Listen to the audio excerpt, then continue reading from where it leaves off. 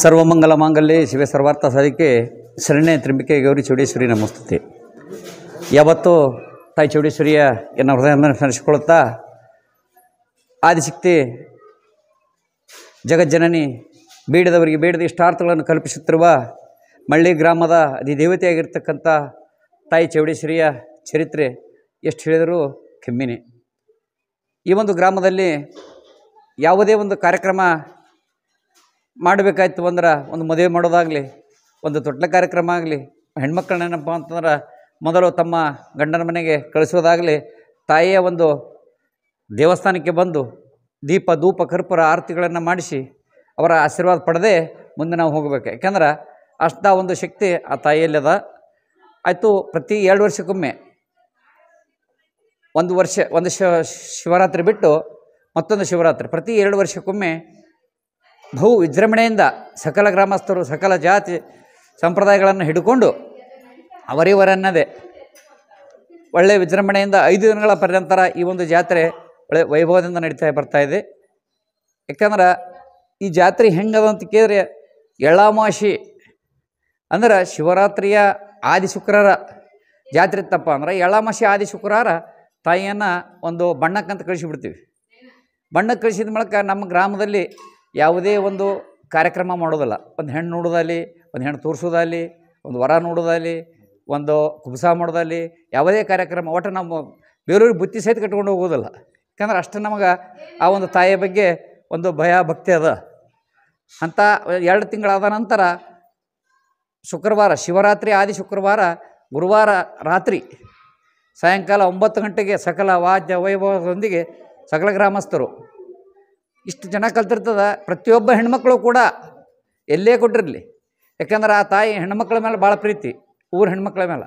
ಹೀಗಾಗಿ ಪ್ರತಿಯೊಬ್ಬ ಹೆಣ್ಮಕ್ಳು ತಮ್ಮ ಮಕ್ಕಳು ಮೊಮ್ಮಕ್ಕಳನ್ನ ಕರ್ಕೊಂಡು ಬಂದು ಬಳೆ ವಿಜೃಂಭಣೆಯಿಂದ ಬಹು ಜನ ಕಲಿತು ಗ್ರಾಮಕ್ಕೇನಪ್ಪ ಅಂತಂದ್ರೆ ತಾಯಿ ಬಣ್ಣದ ಅಲಂಕಾರ ಪೂರಿತಳಾಗಿರ್ತಕ್ಕಂಥ ದೇವಿಯನ್ನು ಪುರಪ್ರವೇಶ ಮಾಡಿಕೊಂಡು ಅವತ್ತಿನ ದಿನ ರಾತ್ರಿ 11 ಗಂಟೆಗೆ ತಾಯಿ ತಮ್ಮ ಗುಡಿಯ ಒಂದು ಗರ್ಭಗುಡಿಯ ಒಂದು ತನ್ನ ಸ್ಥಾನಕ್ಕೆ ಆಸೀನಳಾಗ್ತಾಳೆ.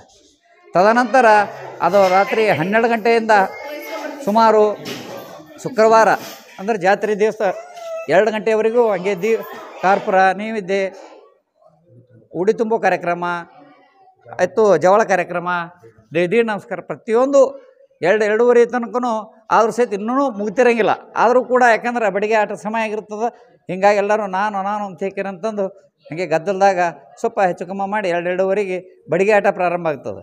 ಬಡಿಗೆ ಆಟ ಬರುವುದೊಂದು ವೈಭವ ನೋಡಬೇಕು.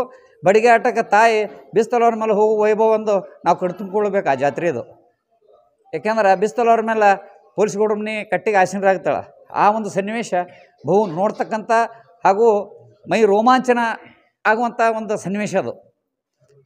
ಅದ ನಂತರ ಅಲ್ಲಿನಿಂದ ಅವರಿಗೆ ಬಿಟ್ಟು ಕಟ್ಟಿಗೆ ಒಂದು ಆಸೀನಳಾದ ನಂತರ ಉಭಯ ಅಂದರೆ ಹರಿಜನರು ಮಾದರು ಈ 2 ತಂಡದವರು ಬಡಿಗೆ ಆಟವನ್ನು ರೆಡಿ ಮಾಡಿಟ್ಟಿರ್ತಾರೆ.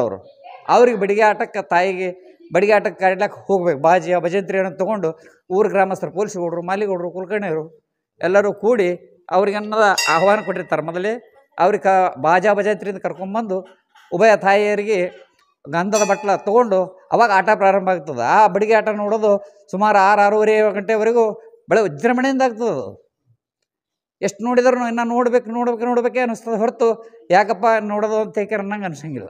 ಈ ಸಲ ಒಬ್ಬ ಬಂದಿಂದ ಮುಂದಿನ ಜಾತ್ರೆ ಮತ್ತೆ 4 ಮಂದಿ ಕರ್ಕೊಂಬರ್ತಾನೆ. ತದನಂತರ ಏನಪ್ಪ 6-6:30 ಏನಪ್ಪ ತಾಯಿ ಊರ ಹೊರಗಡೆ ಗಂಗೆಯ ಒಂದು ತಟದಲ್ಲಿ ಆಸೀನರಾಗ್ತಾಳೆ.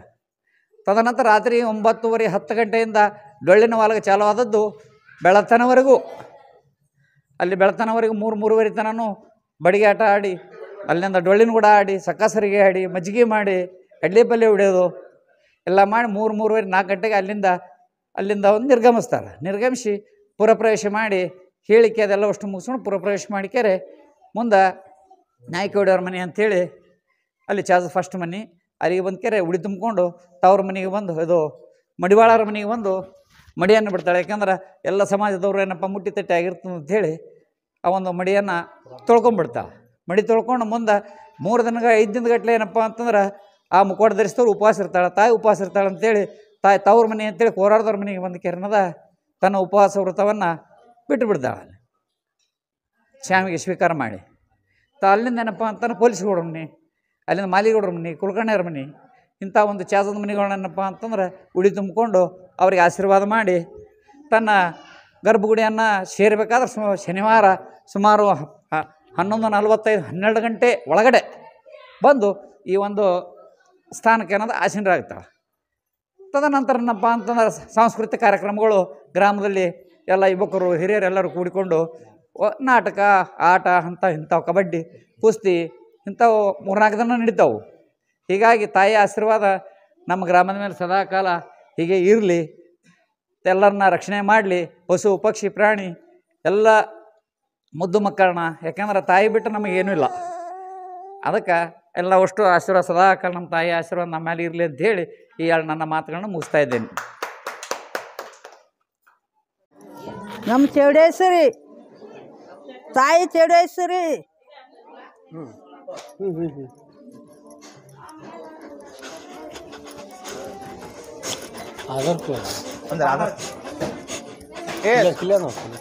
ಸಿದ್ದು ಅಲ್ಲ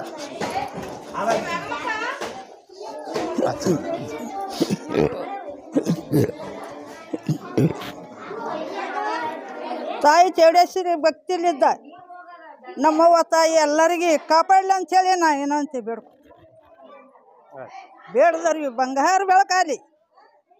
ಎತ್ತದ ಕೈಯಾಗಿ ನಮ್ಮವ್ವ ಮುತ್ತಿನ ಸೆರಗು ಮಾಡಿ ಎಲ್ಲ ಭಕ್ತರಿಗೆ ಎಲ್ಲ ರೈತರಿಗೆ ಬಂಗಾರ ಬೆಳಕಿನಾಗ ಅಡ್ಡಾಡ್ಸ್ಲಿ ಅಂತ ನಾ ಏನಂತ